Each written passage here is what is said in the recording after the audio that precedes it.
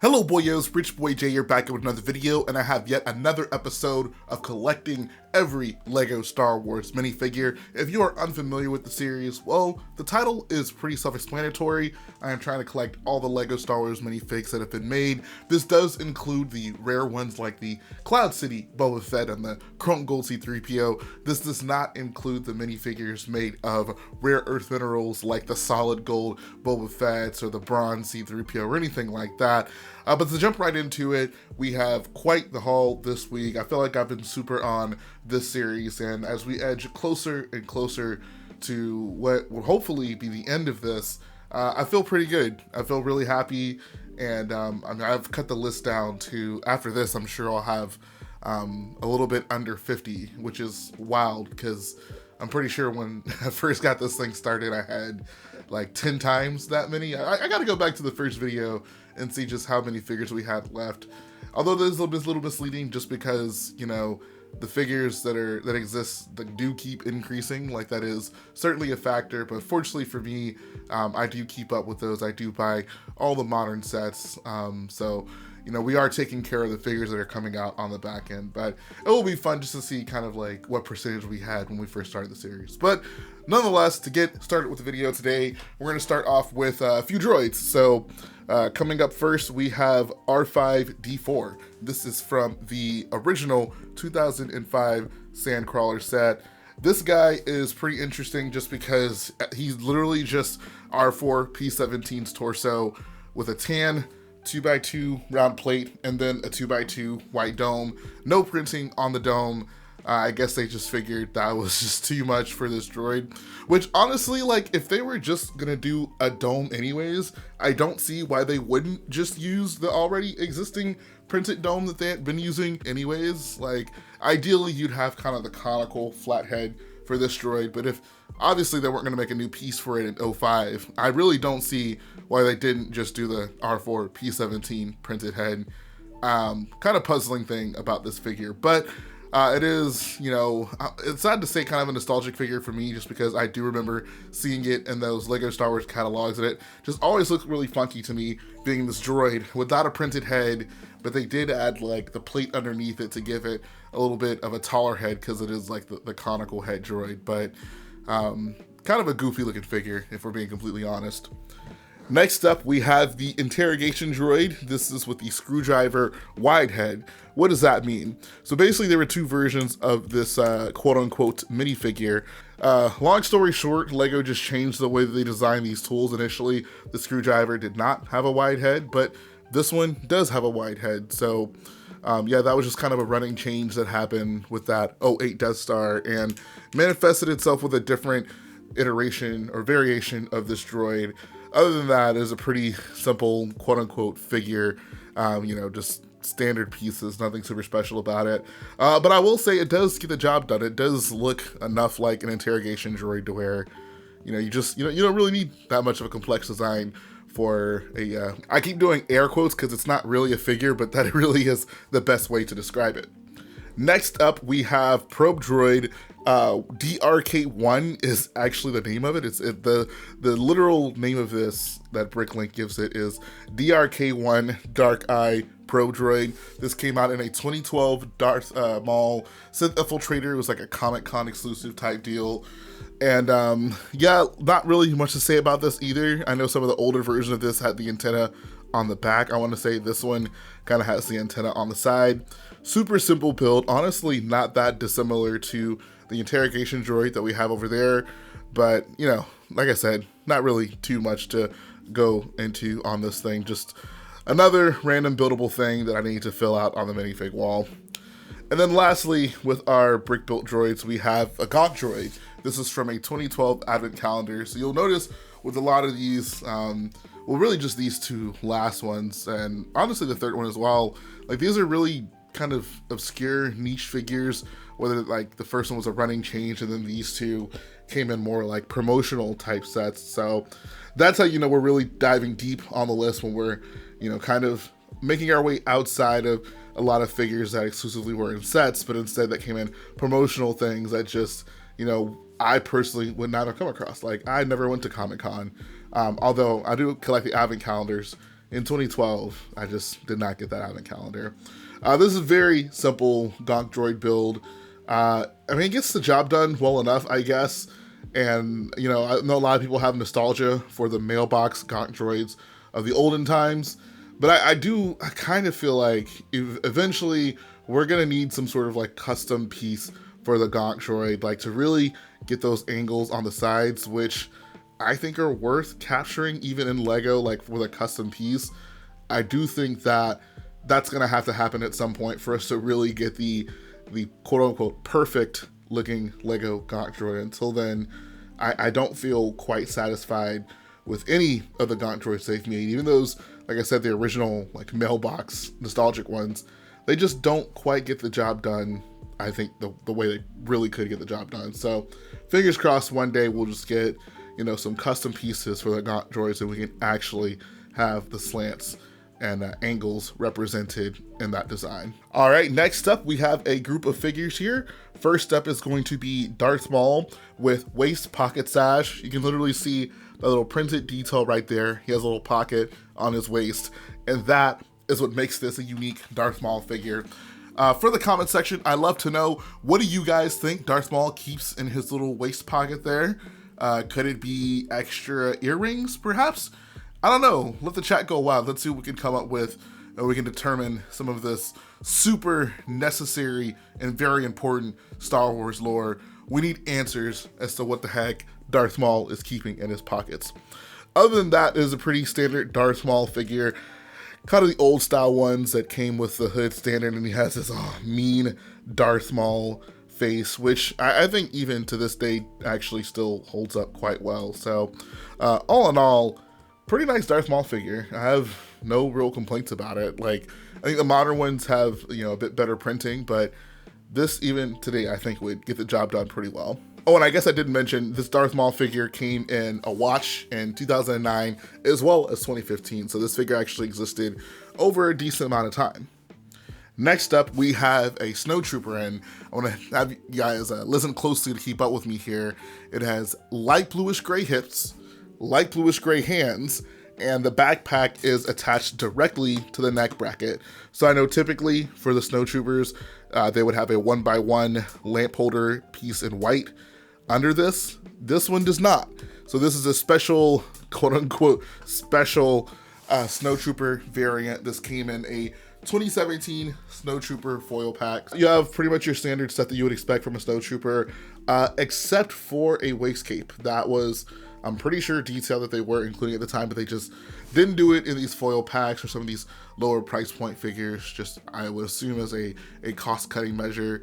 I know I gotta be careful when discussing these cloth waist capes. These are a very sensitive topic for most people. I don't want to cause any riots in the comment sections, and I can only imagine if this same figure came out today missing its waist cape, there would be tables overturned.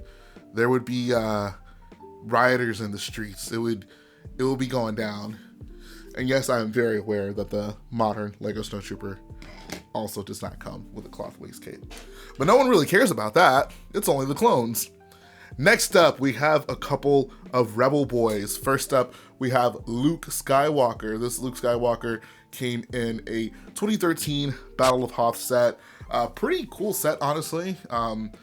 It is interesting. Even today, it seems Lego just can't really get away from Hoth. There is always a good Hoth representation. No matter what, if there's one thing you can guarantee with Lego, there's always gonna be some sort of Hoth set sitting on the shelves. So I wanna say the torso and legs on this are the ones that they were using and might even still be using for the Snowtroopers. But the Luke figure does have his own unique face print. So this is his normal I'm confident look. And this is the oh crap, I just got shot down by an AT-AT and now it's gonna step on me if I don't procure my little grappling hook device from the back seat. Funny story, this is gonna be a little bit of a tangent, and I think I've mentioned this before, but anytime I discuss that scene from Empire where, you know, Luke's snowspeeder gets shot down and he reaches in the back seat to grab his like little grappling hook thing to get out. I remember as a kid, when I saw that scene, I always just thought like, oh, like Luke's trying to be heroic. He's trying to get Dak out of the back of the snowspeeder to rescue him, but he just can't get him. So the AT-AT just comes up too quickly, and he has to quickly jump away before he gets crushed. And now as an adult, it's very obvious that that is not the case. He's actually just trying to get his weapon, and I'm sure Dak was actively in the way during that process, so he probably would have preferred if he was just not there entirely. So kind of a funny thing to think about. But yeah, other than that, pretty standard Snowtrooper minifigure. This was nice, you know, the days where LEGO did give us unique Snowtrooper minifigures rather than just giving us X-Wing pilots and calling them Snowtrooper pilots. Next up, we have a LEGO created pilot by the name of Zen Avalon. This came in a 2016 Build Your Own Adventure book. He's like piloting a little microfighter Y-Wing that you have to build from the book. And this is pretty much your standard, you know, X-Wing pilot, torso and legs. It is worth just noting, I think both of these designs are excellent. I think LEGO's just kind of modern Rebel pilots are all freaking incredible. Like, shout out to them, especially the one in the newest UCS X-Wing with the dual molded legs. That is absolutely peak. There's nothing really unique about this figure. In fact, I'm pretty sure we've got this exact figure, you know, the head and the torso, just not necessarily in this configuration.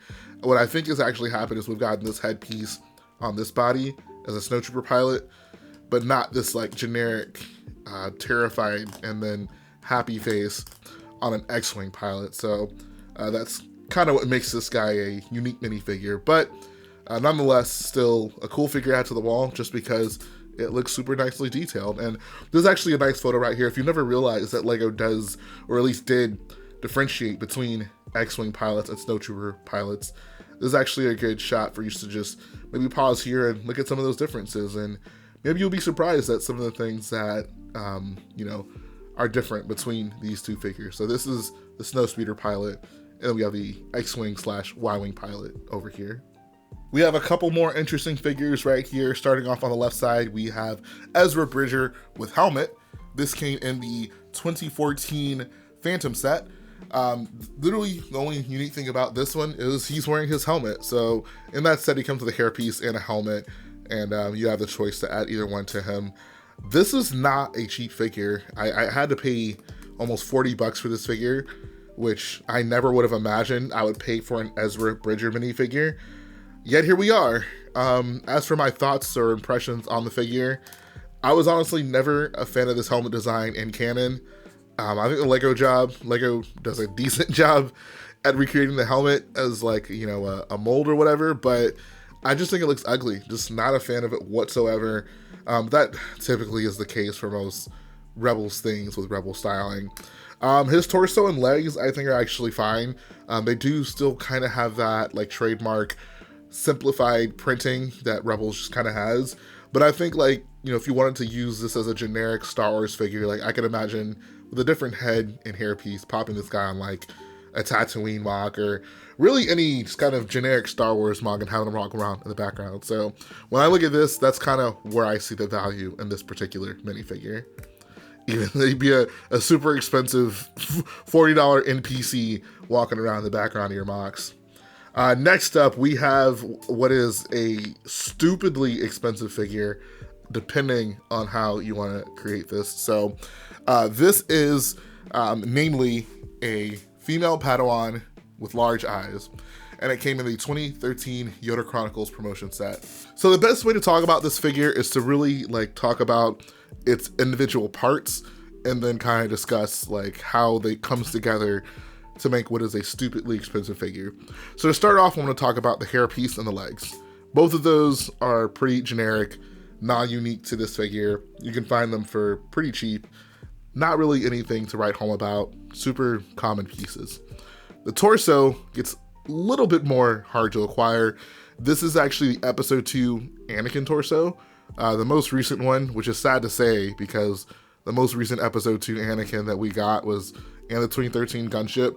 And if you want to get technical, this same torso did appear in the Clone Wars Anakin, and that Azure Angel or modified, I think it's like Plo Koon's modified Starfighter is what LEGO calls it.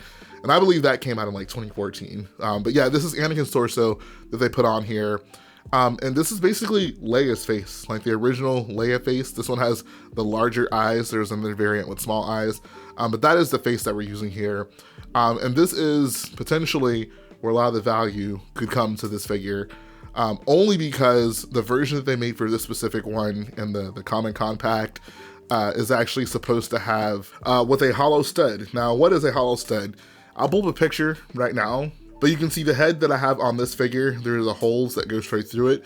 I want to say that's what Lego calls an open stud, like with the vents that go straight through the minifigure head.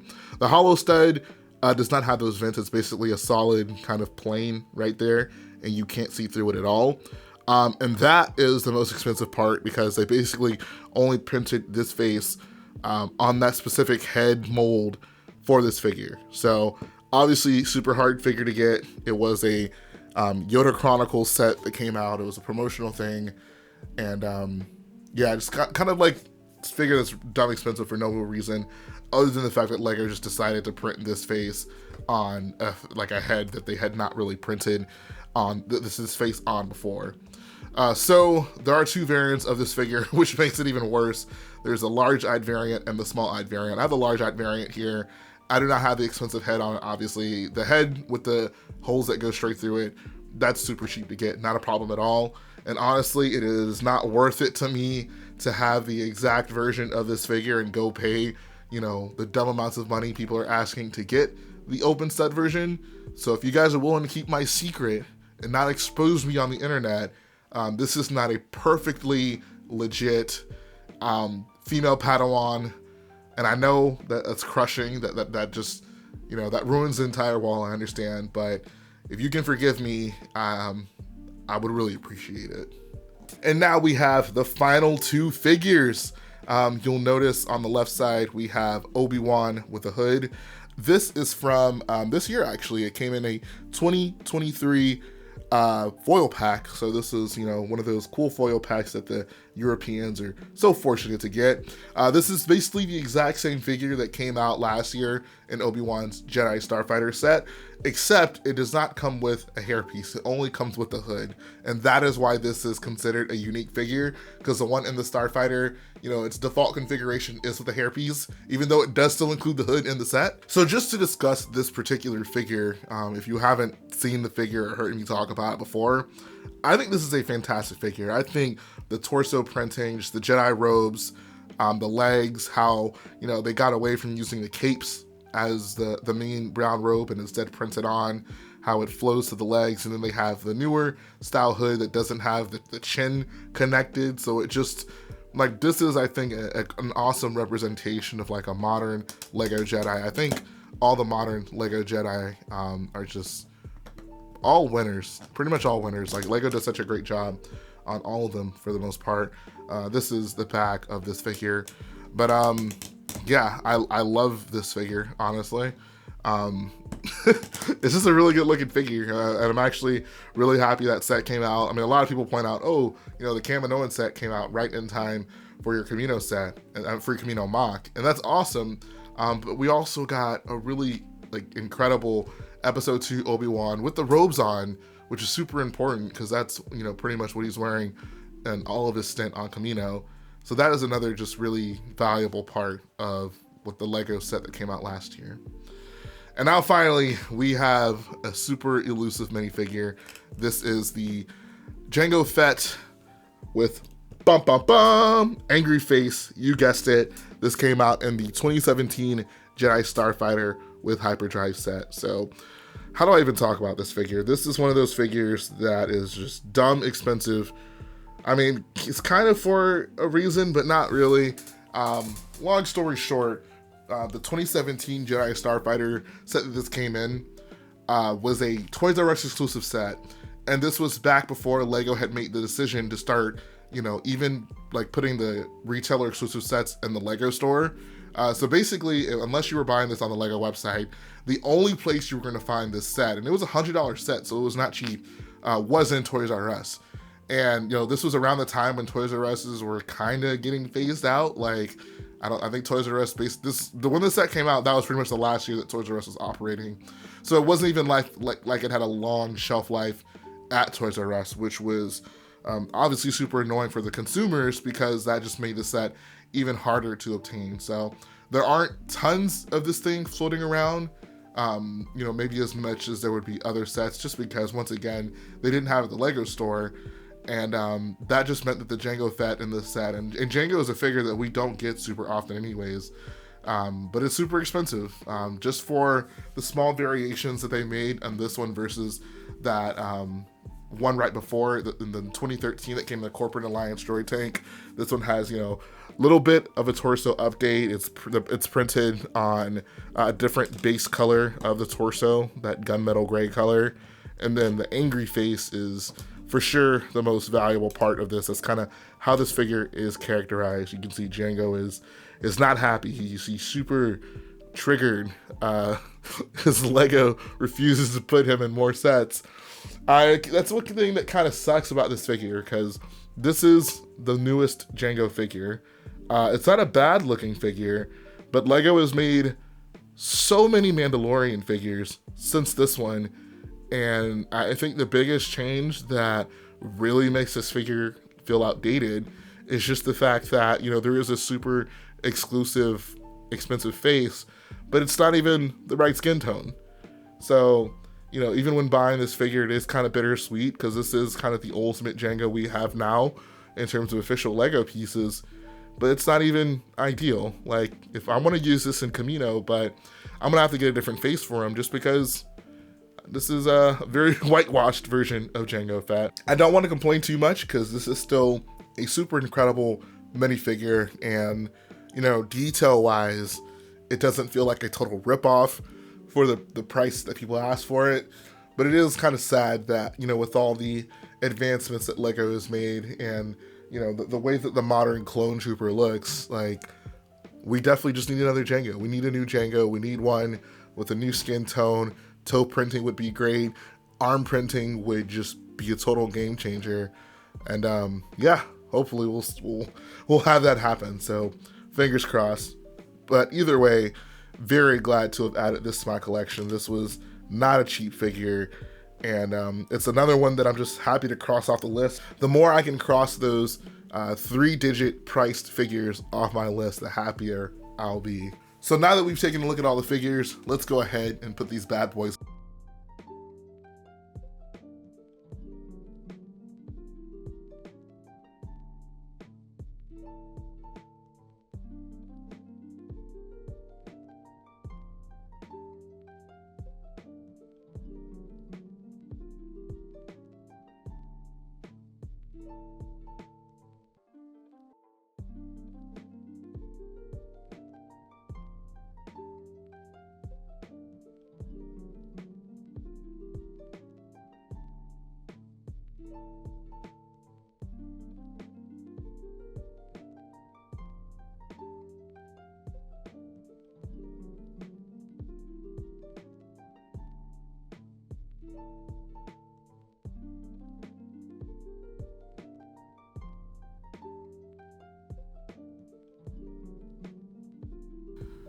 All right, we got the figures placed on the wall. Now let's see the damage that has been done.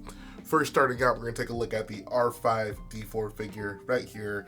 He's chilling next to the Jawa, which makes sense because he came in that 05 Sandcrawler. So we got a couple of those figures, and then where the would-be droids follow right after those guys. I know a lot of people have asked what the heck is going on here. And yes, I know it looks pretty sus, not gonna lie. Tube top Ahsoka being surrounded by those troopers. It's not the greatest sign, but I do have what I think is a pretty valid excuse. Basically, if you see any figures like this standing sideways, and same thing is actually happening with Leia over here, that just means that since I've started placing figures on the wall, like some of the numbers have either changed or new figures have been cataloged, which meant that it actually, though these two should be, between these, between Ahsoka and the Stormtrooper. So rather than just not have it on the wall at all, that was kind of my way of just giving me a visual indicator that, yeah, I'm gonna have to shift the wall. I'm gonna shift the wall a lot in general, but that way I just know, okay, yeah, those guys go in that particular place.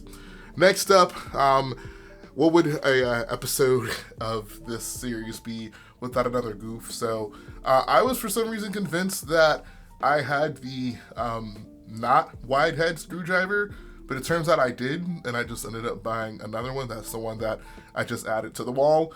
So I'm actually gonna have to buy the normal size screwdriver to put on one of these to have both variants. So kind of annoying, but you know, it happens, especially here on this series.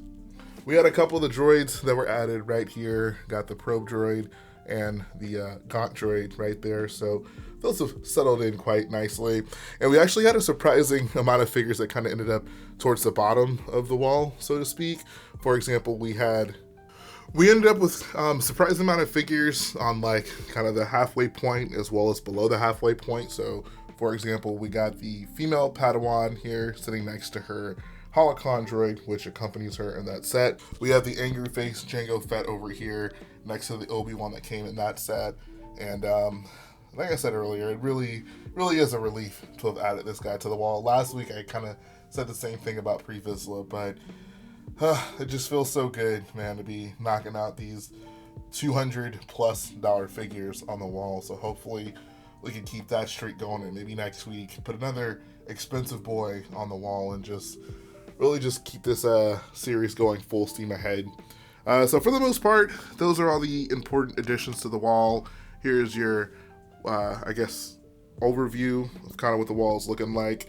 I know I mentioned before that I need to fill in a lot of those pegs. There's like empty gaps where there's not even the stands for the minifigs. I did actually fortunately find a decent sized bag of those, so I think maybe between this update and the next update, I'm gonna see, and I should honestly have enough to fill in all the ones that are empty, and we'll be good to go there. But you guys are definitely going to want to stick around for the next video I do in this series. The next video I do is not going to be me adding any figures to the wall, but it is actually going to be me going over the figures that I'm missing from the wall. So if you've been curious about what I've been missing, and I did just check, we have 41 figures that I do not currently own. So you can finally get just a little look into what all needs to end up on the wall. I know a lot of people have talked about contributing in some way. That is not my expectation whatsoever.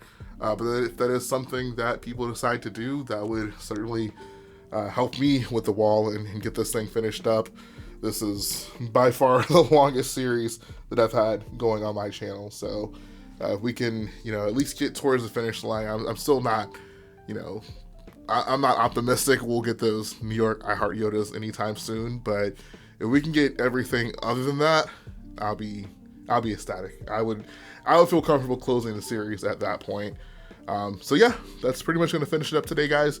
If you like what I do, go ahead and support the video by hitting the like button, support the channel by smashing that subscribe button, and I'll be back again very soon.